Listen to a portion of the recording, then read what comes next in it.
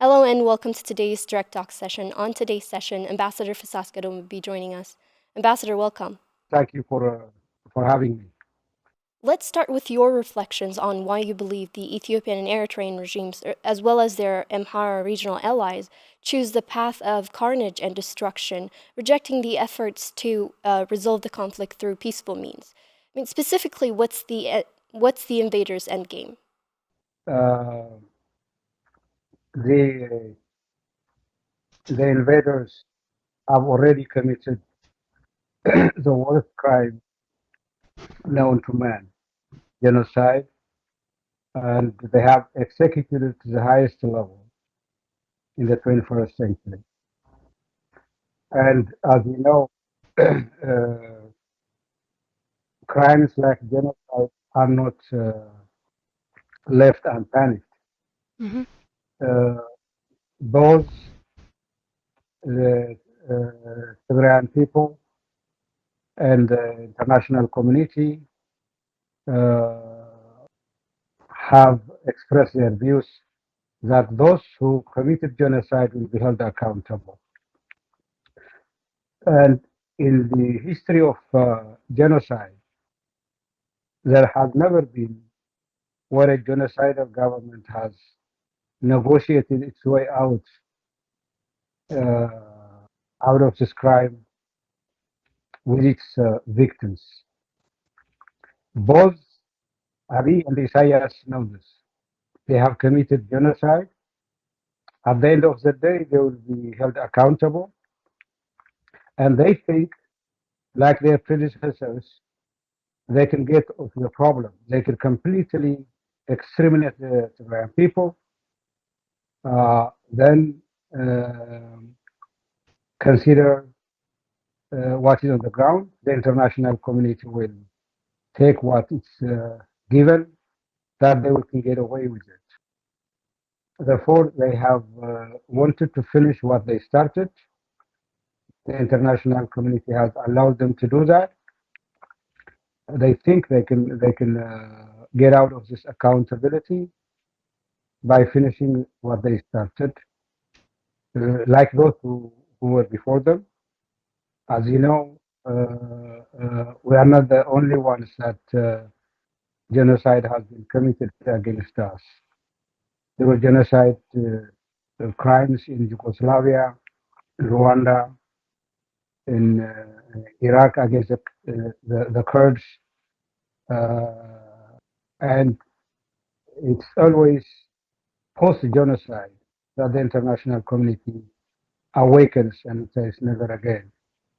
And therefore, those who committed genocide never survived. If they do, it was a matter of time. And therefore, Abiy and Isaias have decided they could exterminate us, and that the world will accept whatever the crimes they deal with it. And that will never happen. We will not allow that to happen. And I think that's why they continue to create this havoc instead of coming to their senses. What, in your view, explains why this conflict has proven to be so intractable? I mean, what steps can the international community take to break the current impasse? Well, uh, I don't think there is one single reason why this genocidal war has been intractable. There are some reasons, some are beyond my comprehension as to why.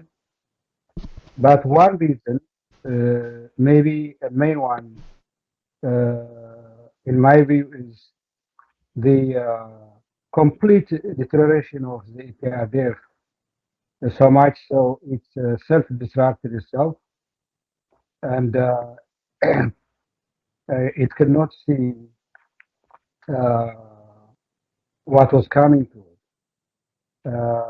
It allowed a daylight imposter and a demagogue to come to the highest office in the country. Therefore, I think mainly it is because the PRDF allowed to be led by such person, the deterioration of its political process, In addition to that, as you know, the current Prime Minister of Ethiopia has sponsors. He was fully supported by the US Trump administration. They consider him as a reformist, real liberal Democrat, what have you. They even thought that he could change Isaias, bring him aboard and reform Eritrea. They made this decision. The United States is always known for making such blunders. They gave him the Nobel Peace Prize. That was a stamp of approval to do whatever he wants to do in Ethiopia. Another reason is the nature of the Ethiopian state. Since the change of government after the fall of the Derg, for 27 plus years, Ethiopia was a leader in the Horn of Africa. It was responsible for many issues such as international peace and security, fight against international terrorism. It has given leadership to the African continent and it participates in global affairs. And therefore, many in the Western countries have said Ethiopia is too big to fail. This is a syndrome that they continue to it. We all agree Ethiopia is too big to fail. It is a country of 120 plus million people. It has a history in the region, but the tragedy is many in those in the West and what we call the international community uh, take the survival or the support to Abiy as to as if that amounts to the survival of the country. That is the main blunder they have made. As a matter of fact, by supporting Abiy to such an extent, they will be blamed for contributing for a failed state in Ethiopia. Yes, we cannot afford another failed state in the in the region. We have Somalia in our hands for many years. We have a failed state in Eritrea and what have you in other places. But the way to go around is not to support Abiy. Once they felt he was their man, they continue to look the other way, and they are contributing to the dragging of the country down the wrong path. Therefore, they supported Abiy, they mentored him. There is no coherent action against his behavior. As I said earlier, they thought Isaias could be tamed to be a reformist. The contrary, Isaias is now uh, training Abiy to be a number one dictator around the Horn. These are some of the reasons that the conflict has been intractable. Since the start of this latest round of invasion, both regimes have deployed their fleet of foreign supply drones and jets to attack civilians and civilian installations across Tigray, leading to hundreds of civilians being murdered and wounded. With critical civilian facilities also damaged or destroyed, the international community's reaction to these repeated incidents of aerial attacks hasn't gone beyond statements of concerns and calls for all sides to protect civilians. What do you think explains this weak response? Well, before speaking on the weak response of the international community, I think it is fair to speak of the some of the positive developments that have been taking place in as far as international community is concerned. The the last few weeks and days, there have been some concrete, what I consider positive signals and steps by the members of the international community. Uh, the European Union has adopted a new resolution on October 6th, what I consider as a very strong resolution. So much so, the Addis government is in disarray. It never expected such resolution to come at this time. They have different delegations that they were receiving from the European Union, and they thought that they have the understanding the European Union was going to kind of change its attitude towards others. That was the signal they received from different delegations. That the special envoy of the European Union had a very mixed take on her interaction with the Addis authorities in her briefing to the European Union countries.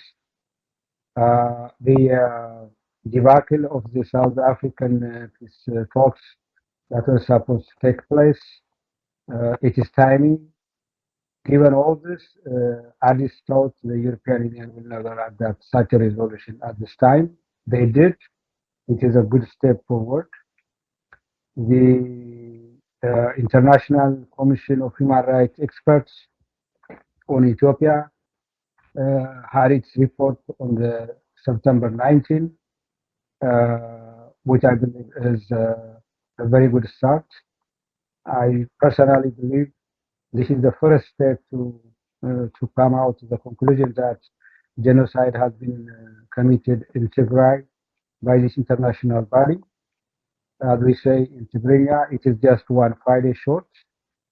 Once they have full-fledged investigation, they will come to that conclusion. They have come at this early stage after just a brief work of 2 months. But one of their findings is what we've been saying all along, that both Addis and Asmara governments have used starvation as a weapon of war. And therefore, this was quite a development welcomed by the international community. And also, its mandate was extended for 1 year. Just the other day, 6 countries, Germany, Australia, the Netherlands, UK, the United States, and Denmark, also came out with a joint statement that is more or less endorsing what the government of Tigray has called for in September 11 statement. These are some of the positive statements and positions that we have to take into account. Having said this, the international community is again numb in regard to what's happening now in the blanket bombardment of civilians in Tigray. They are consistent. They have allowed genocide to take place, and they are tolerating it. And if they were going to come out with more barrage of concern, we are appalled. I don't think it matters much. This is part and parcel of the international community being indifferent to what's happening to the people of Tigray. They are consistent as far as they are concerned, and therefore, other than, as you said, some of this members of the international community to express themselves, blaming both sides as if the Tigray forces has air power to call for to target civilians. It is appalling. It is disgusting, but that is in the nature of international politics, and we are on our own. We can only get out of this through our struggle. Has the international community's indifference to persistent violation of the international laws emboldened both regimes to intensify their assaults on Tigray? Definitely, it goes without saying. They have done it both publicly. If you go back to the start of the war, it was the Trump administration that gave a green light. One can only remember what the then Secretary of State Mike Pompeo said in terms of uh, appeasing Eritrea. He has the audacity to thank the president of Eritrea for showing patience and magnanimity and what have you, when in fact Eritrea was invading and committing genocide in Tigray. They gave Abiy limited time to finish the war, to finish out all, and that did, to this day, emboldened both Abiy and Isaias. The other government officials of the United States, such as the former ambassador to Ethiopia and then I think the Assistant Secretary for African Affairs, Ambassador Tibor Nagy, to this day, uh, encouraging this genocidal war uh, and what have you. Uh, Countries like Russia and China uh, paralyzing the Security Council from taking any meaningful action. The Secretary General of the United States, to this date, acting and sounding as if he's a member of the Abiy government. He has completely failed his duty as a Secretary General of the United States. He has forsaken the Tigray people for his cheap friendship with Abiy Ahmed. These have all sent signals to these dictators to feel emboldened. History will be registering this when the history of genocide in Tigray is written. The African Union the commissioner has endorsed the war, calling it is law and order. His special envoy, the former president of Nigeria, has called for Eritrea to be at the negotiating table. This is a travesty. And it all sends the right signals for these dictators to continue to do what they are doing. Therefore, there is no doubt that the international community has emboldened both Asmara and Addis Ababa. Speaking of the international law, what's your take on the recent decision by the UN Human Rights Council to extend the mandate of the International Commission's human rights experts on Ethiopia? Well, let me go back a little bit before the establishment of this International Commission of Human Rights Experts on Ethiopia. Uh, we have been calling for an impartial, independent investigation in the crimes committed in Tigray. The government of Addis saw this coming, and with the support of the United Nations, especially the Secretary General and the then Commissioner of the Human Rights Council, Michelle Bachelet, they thought they could preempt the establishment of such international investigative organization. So they come out with this idea of joint investigation team, where the United Nations Human Rights Council and the Ethiopian Human Rights Commission jointly are supposed to investigate the crimes committed in Tigray. This we consider was enabling these genociders to continue to do what they were doing. Daniel Bakala and company were not expected to come out with an investigation that could implicate their boss.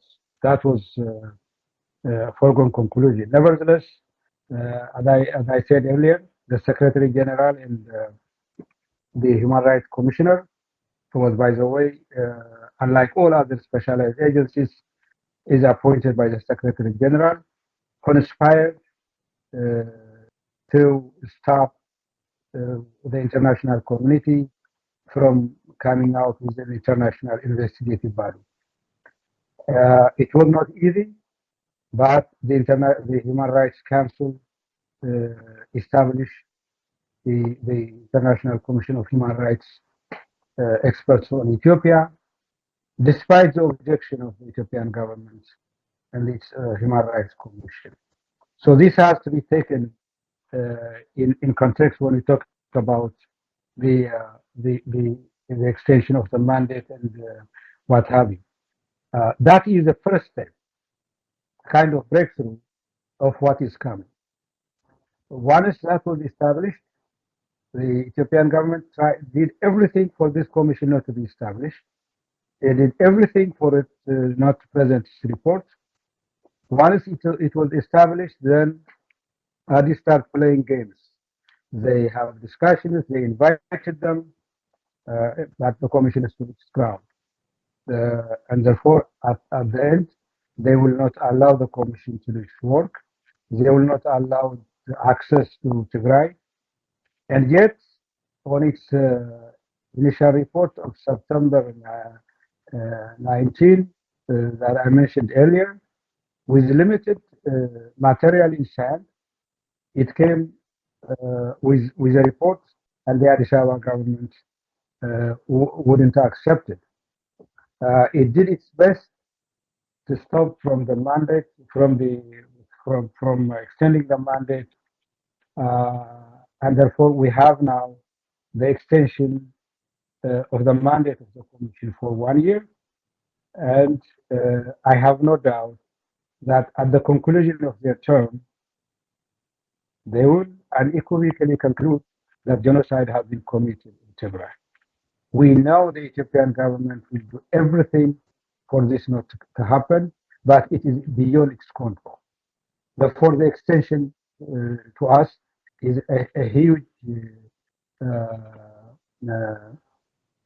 step in as far as investigating genocide is concerned.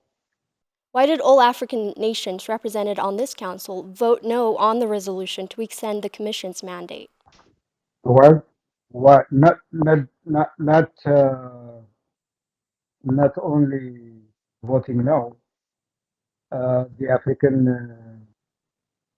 African Union have looked the other way. Genocide is being committed against fellow Africans. Why? I think it has to do with the value system that we Africans have.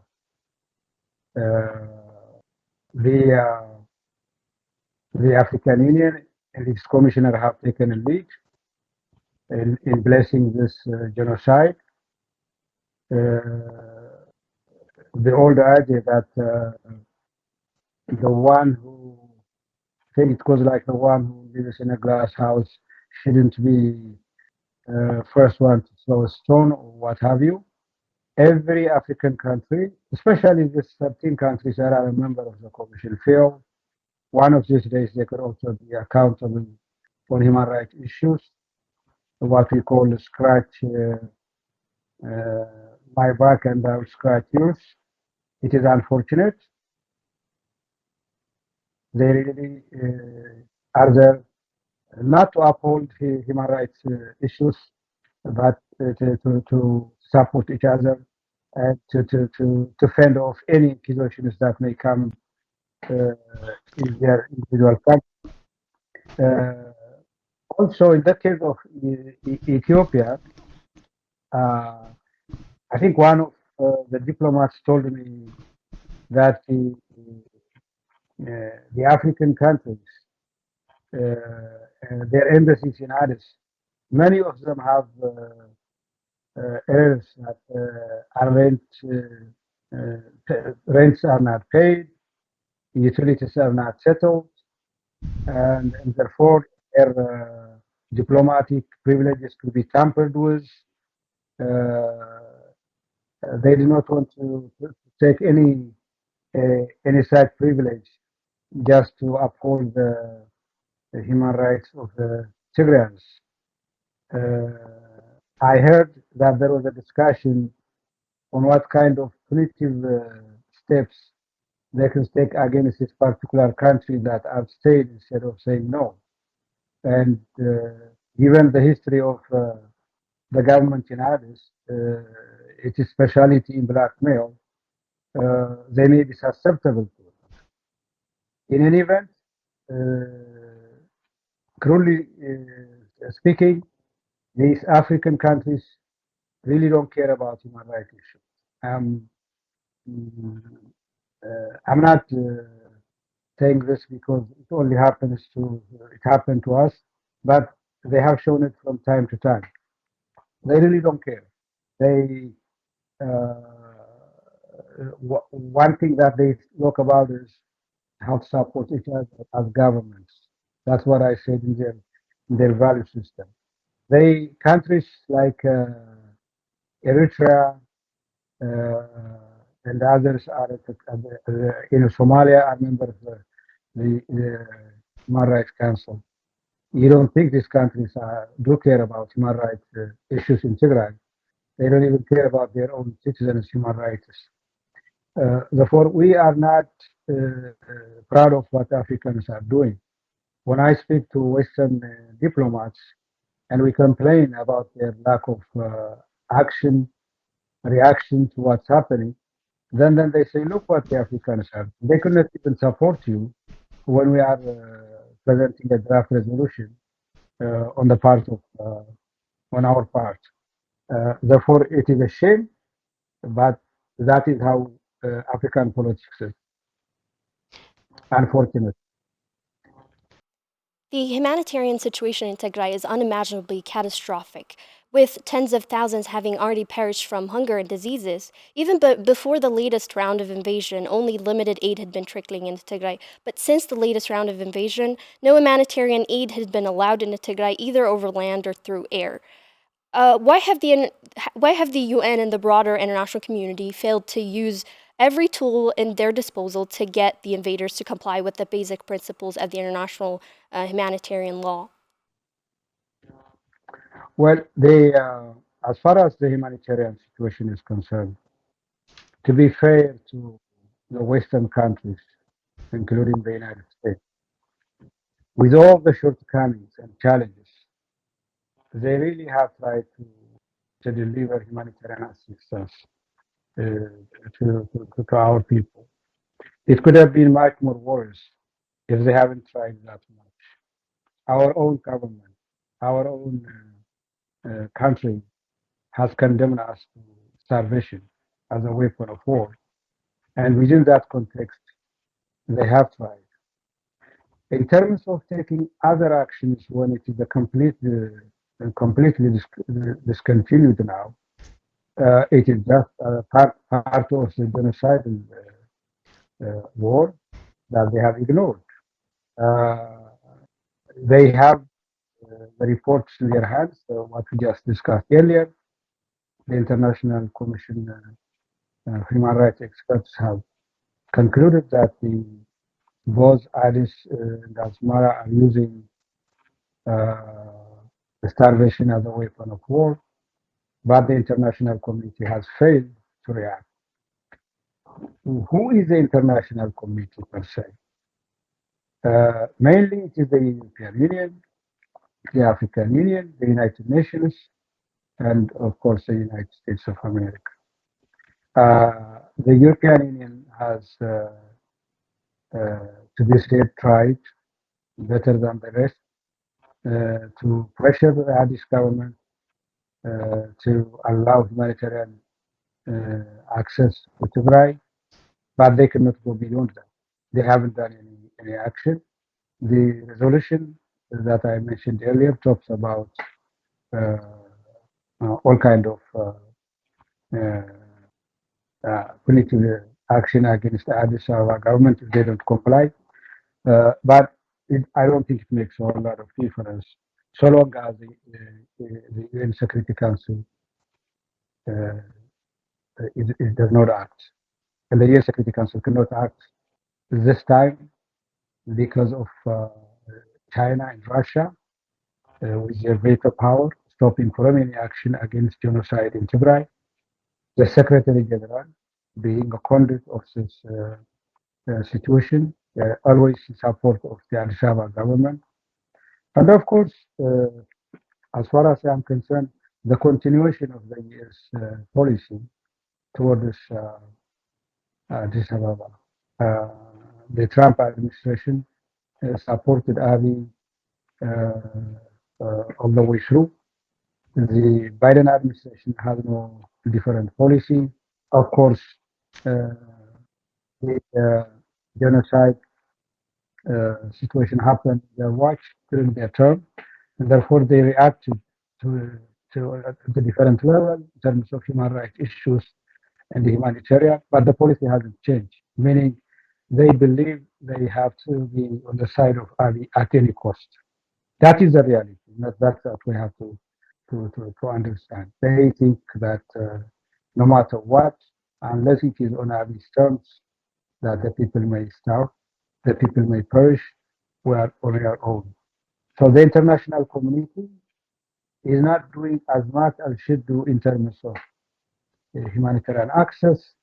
It cannot do enough. It hasn't done enough pressure for cessation of hostilities uh, to be agreed upon. Why? Because they believe that the survival of Ari is a priority to them than the perishing of millions of people in Tigray. Uh, is it a wrong policy? Yes. Are they going to be, uh, you know, uh, convinced of this short term? I don't think so. Until we free ourselves from these two monsters that want to exterminate us. Therefore, the humanitarian situation on the ground is appalling. They know it.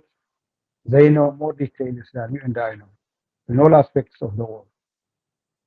The United States government, for example, have like 7 months ago uh, uh, completed study if the war in Tigray, the crimes in Tigray has been genocidal or not. Whatever the conclusion is, it is there in the hands of the Secretary of State. That is what the State Department reported to the U.S. government, to the U.S. House of Representatives. And I believe they know more than we do. They have more their file than we know of. Therefore, they are looking the other way. That has been in the history of genocide uh, since day one, following the Second World War, after Hitler's Holocaust and what have you. Since genocide has been coined by Raphael Lincoln, the United States have a very terrible track record in terms of its uh, action and reaction to genocides. It only acknowledges its mistakes after genocide has been done in all aspects. Therefore, this is not new. Unfortunately, history is repeating itself. Therefore, this so-called international community has forsaken us. It is looking the other way. It is allowing Abiy and Isaias to finish us, but that's not going to happen. Again, we will prevail, and they will come back and say, we should have done this and we should have done that. That's what they said in Rwanda. That's what they said in Yugoslavia. It took them 100 years on the genocide against Armenians by the Turks.